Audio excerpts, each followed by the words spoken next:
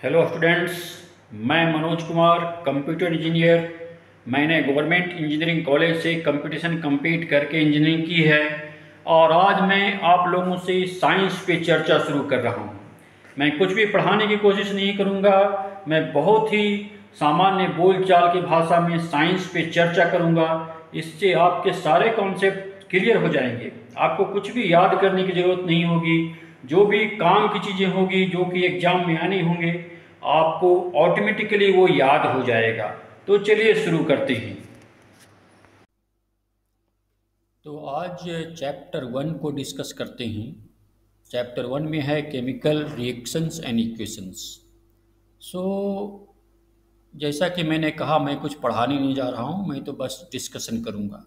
तो आप चारों तरफ देखते हैं, डे टू डे लाइफ में आप देखते होंगे कि अगर आप दूध को रूम टेम्परेचर पे छोड़ दें, गर्मी के दिनों में खासकर, तो ख़राब हो जाता है दूध।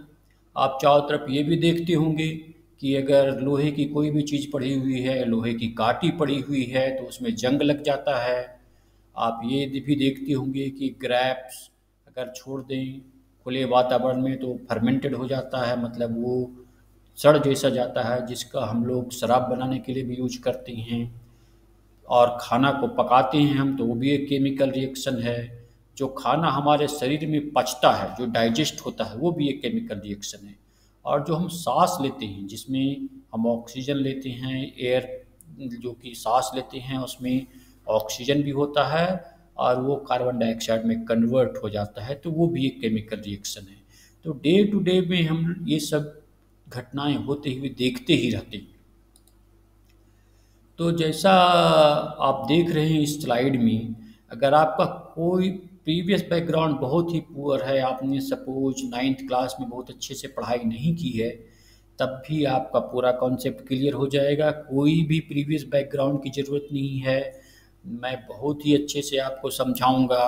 आपका अगर पहले बहुत ही कम मार्क्स आए हैं, तब भी आप अच्छे से मेरी वीडियो को देखें तो आपको 90% तक मार्क्स आ सकते हैं। लेकिन आप ध्यान से वीडियो को देखकर नोट्स बनाएं, तभी आपको पूरा फ़ायदा होगा। केवल वीडियो देखने से फ़ायदा नहीं होगा।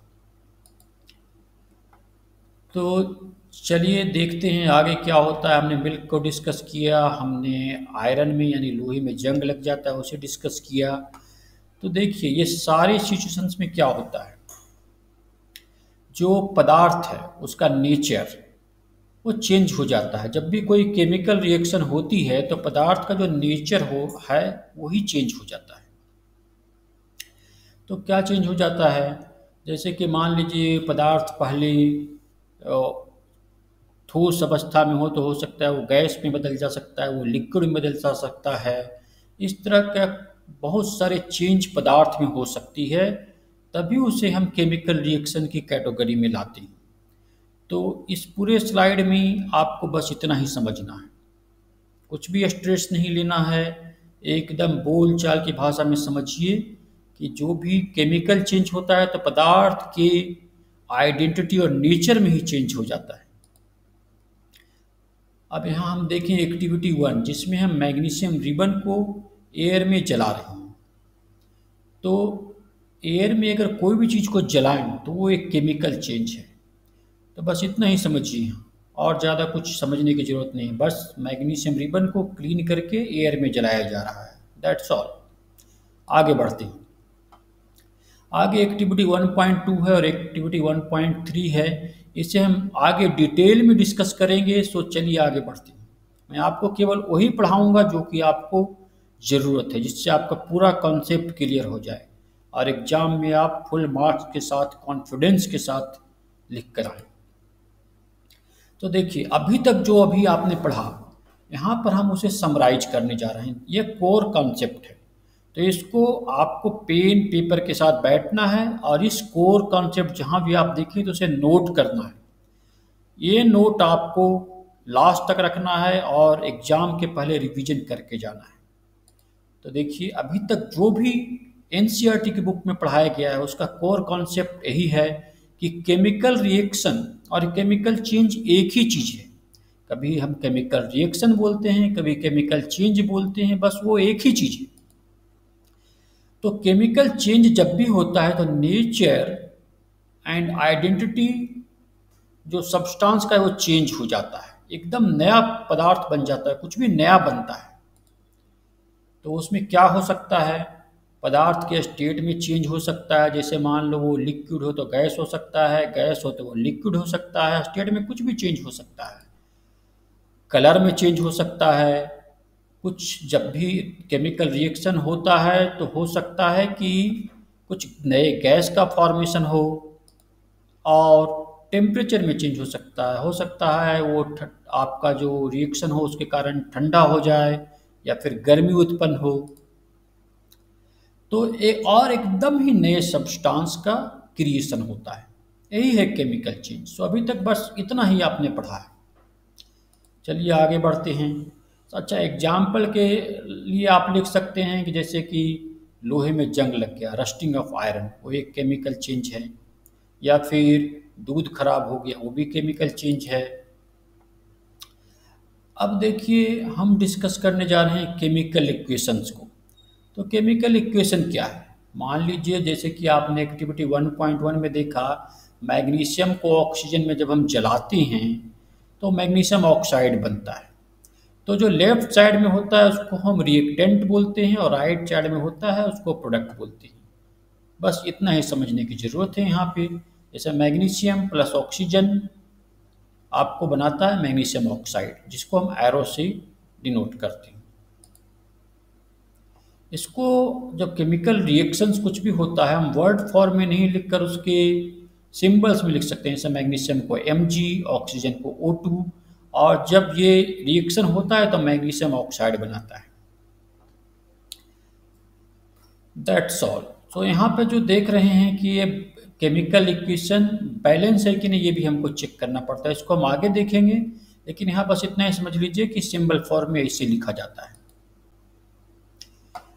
तो फिर से कोर कॉन्सेप्ट को हम देखते हैं। कोर कॉन्सेप्ट क्या है, magnesium ribbon is burning in oxygen and it produces magnesium oxide. Magnesium plus oxygen magnesium oxide, जो लेफ्ट में है वो रिएक्टेंट है, जो राइट में है वो प्रोडक्ट्स है।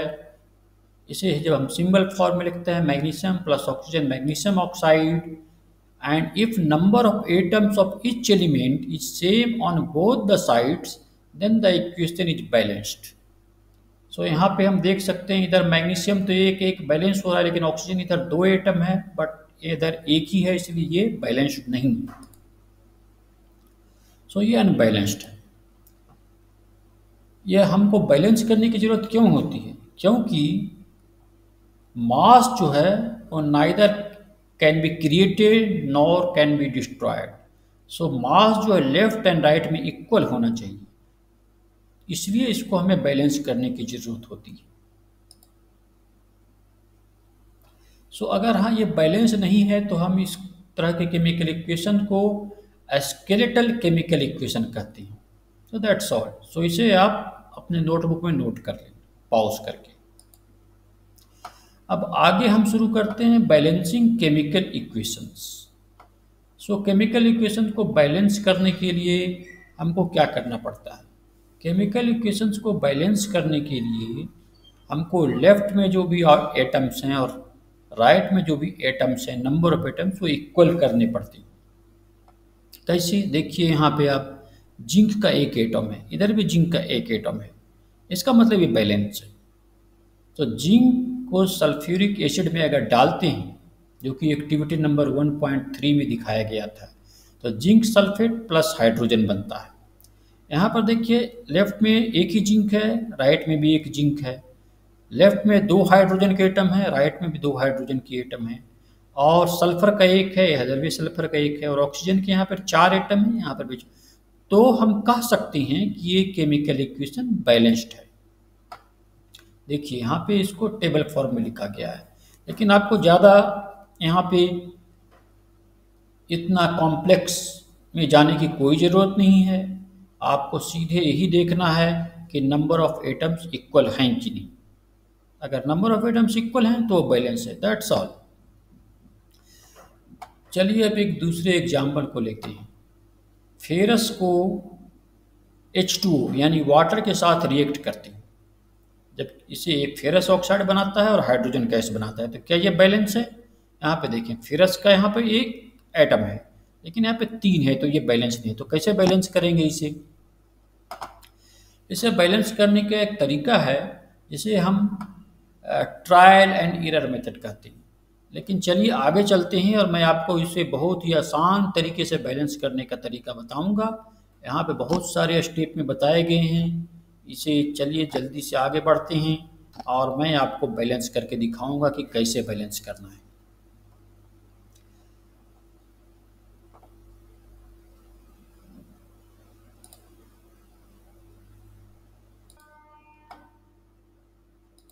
तो यहाँ पर आप देखिए, केमिकल इक्वेशन के साथ उसका स्टेट भी लगाया जाता है। जैसे कि अगर S लिखा हुआ है तो इसका मतलब वो सॉलिड है, G लिखा हुआ है इसका मतलब वो गैस है, और अगर कहीं L लिखा हुआ है तो इसका मतलब वो लिक्विड है, AQ का मतलब वो वाटर में सॉल्यूशन के फॉर्म में है।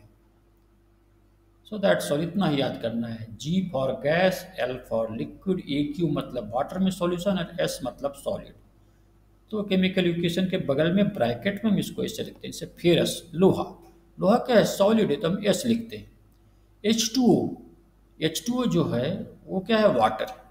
वाटर लिक्विड फॉर्म में भी हो सकता है, गैस फॉर्म में भी हो सकता है, जैसे कि स्टीम गैस है। तो यहाँ अगर हम गैस लिखे हैं, इसका मतलब जो वाटर जो लोहे के साथ रिएक्शन कर रहा है वो गैसियस फॉर्म में है, और यहाँ पे फेरस ऑक्साइड जो बन रहा है वो सॉलिड है, और हाइड्रोजन जो बन रहा है वो गैस है। बस इतने ही समझने की ज़रूरत है।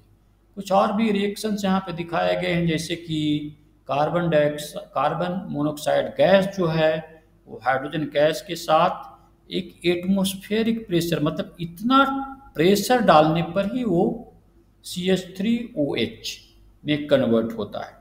वैसे ही इधर देखिए, कार्बन डाइऑक्साइड जो कि पानी में घुला हुआ है, और वाटर, वो सनलाइट और क्लोरोफिल इसके प्रेजेंस में ग्लूकोज बनता है। ये फोटोसिंथेसिस का रिएक्शन है, इसे आप समझें। जैसे कि आप डे टू डे लाइफ में फोटोसिंथेसिस होते ही रहता है, तो इसे जैसे कि आप देख रहे हैं, केमिकल इक्वेशंस को रिप्रेजेंट करने का अलग अलग तरीका है, और ये सबको आपको समझना है। जैसा कि मैंने कहा कि कुछ भी याद करने की ज़रूरत नहीं है, बस आप समझिए। जो भी काम की चीज़ होगी ऑटोमेटिकली प्रैक्टिस करते करते आपको याद हो जाएगी। तो अभी तक जो भी हमने पढ़ा उसका कोर कॉन्सेप्ट देखिए। बैलेंसिंग केमिकल इक्वेशन का कोर कॉन्सेप्ट क्या है? हम क्यों बैलेंस करते हैं? इसलिए बैलेंस करते हैं कि मास can neither be created nor destroyed in a chemical reaction. जब भी कोई केमिकल रिएक्शन होता है तो जो मास है, लेफ्ट साइड में जो मास है और राइट साइड में मास है, उसको इक्वल होना चाहिए। इसलिए हमें बैलेंस करने की जरूरत पड़ती है।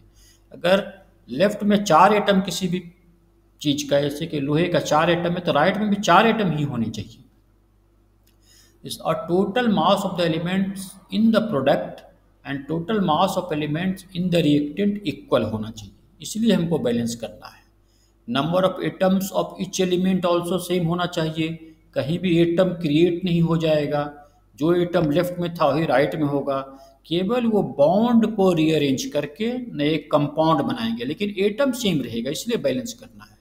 जैसे जिंक को सल्फ्यूरिक एसिड से रिएक्शंस कराने पे जिंक सल्फेट और हाइड्रोजन बनता है, और इसको इस फॉर्म में लिखते हैं, zinc plus H2SO4 zinc sulphate plus hydrogen.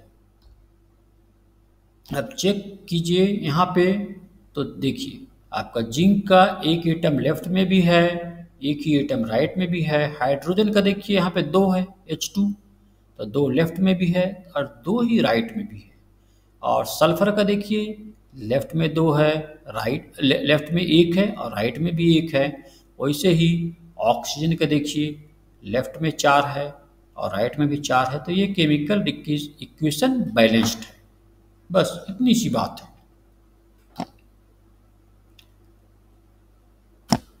अब चलिए एक दूसरे एग्जाम्पल को देखते हैं। यहाँ पर क्या हो रहा है? यहाँ पर देखिए, लोहे को वाटर के साथ रिएक्शन करा रहे हैं तो फेरस ऑक्साइड और हाइड्रोजन बनता है। अब यहाँ पर देखिए, लेफ्ट में जो फेरस है वो एक ही है, लेकिन राइट में देखिए 3 है। तो हम बैलेंस करने के लिए क्या करते हैं, यहाँ पर अकेले फेरस है, सबसे पहले यहाँ से शुरू करते हैं, बस यहाँ 3 लिख दिए तो फेरस 3 हो गया। अब यहाँ पर देखिए फेरस तो बैलेंस हो गया है। अब और चीज़ों को देखते हैं। वाटर, वाटर देखिए यहाँ पर ऑक्सीजन एक ही है, लेकिन यहाँ 4 है, तो इसलिए यहाँ पर हम 4 लिख दिए। तो अब देखिए 3 फेरस बैलेंस हो चुका है। अब ऑक्सीजन देखिए, ऑक्सीजन बैलेंस हो गया, इधर भी 4 है, इधर भी 4 है ना 4। देखिए ऑक्सीजन बैलेंस हो चुका है। लेकिन हाइड्रोजन देखिए, हाइड्रोजन यहाँ पर 4 गुना 2 8 हो गया, लेकिन इधर कितना है, 2 ही है, तो इसलिए हम हाइड्रोजन में भी 4 डाल देंगे। तब देखिए सब कुछ बराबर दिख रहा है, 3 फेरस है, इधर भी 3 फेरस है, इधर 4 दूना 8, हाइड्रोजन भी बैलेंस हो गया है, ऑक्सीजन 4 है, सब कुछ बैलेंस है। तो चलिए चेक करते हैं। चेक करके देखिए, लोहे का 3 दोनों साइड बैलेंस हो चुका है, ऑक्सीजन का 4 4 दोनों साइड बैलेंस हो गया, हाइड्रोजन का 8 8 दोनों साइड बैलेंस हो गया है। तो एटम्स बैलेंस होना चाहिए, बस इतना ही आपको चेक करना है। तो ये केमिकल इक्वेशन अब बैलेंस हो चुका है। That's all. अब इसके बाद क्या कर रहे हैं, हम उसका स्टेट भी लिख दे रहे हैं, जिसके फेरस जो है वह सॉलिड है, H2O गैसियस फॉर्म में है, और फेरस ऑक्साइड जो बना है वो भी सॉलिड है, और जो हाइड्रोजन है वो गैस फॉर्म में है।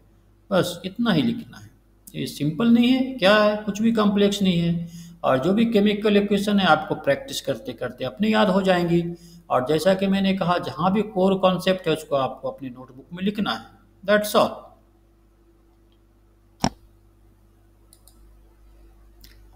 अच्छा, अब यहाँ पर कुछ और चीज़ें जो ध्यान देने की है, कई बार केमिकल रिएक्शन के लिए कुछ प्रेशर अप्लाई किया जाता है। जैसे कि देखिए यहाँ पे इस केमिकल रिएक्शन को घटने के लिए इतना 340 एटमॉस्फेरिक प्रेशर की ज़रूरत है। कहीं पे कैटलिस्ट की ज़रूरत होती है, जैसे इस केमिकल रिएक्शन जो कि फोटोसिंथेसिस है, जो कि पौधे करते हैं, उसके लिए सनलाइट और क्लोरोफिल की ज़रूरत होती है। तो कार्बन डाइऑक्साइड और वाटर की सहायता से पौधे ग्लूकोज बनाते हैं।